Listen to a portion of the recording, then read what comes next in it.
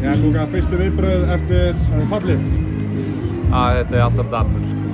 Stærð klúbbsins ekki þannig að vera sko í annað deildinni. En það ekki spurning. Þetta við föllum ekki í dag, við föllum sko í sumarið var ekki nógu góð. Og það bara ömurleg tilfinning. Hvernig fannst þið leikurinn svona í heildinni? Mér finnst bara mjög jafn leikur. Og ég setja spurningamerki í dómgæsluna sko í ákveðum mörkum sko, mörk nummer 2 og 3. Spurningamerki það. En þetta mjög jafn leikur, við skoruðum ekki, þau skoruðu.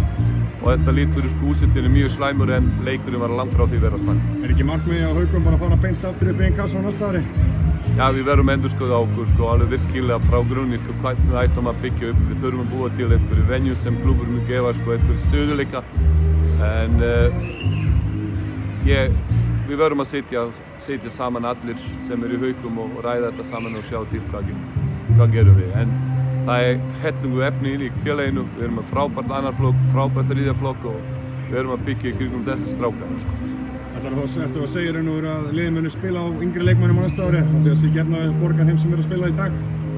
Ég myndi segja það að minn skoður fyrir íslensku knattspyrnu að nota meira íslensku leikmenn. Það minn skoður. Við eigum sko, ef hollendingar getur gert það sko, nota unga og hollenska leikmenn í þeirra deildina, hverju við getum ekki gert. Og við eigum alveg nóg eftir sko, í Haukum til að getum byggja okkar strákarnum. Það frábært að hafa einhverju útlending í liðu eða atgóðan mann sko, en þetta á að vera byggja sko, á heimamönnum.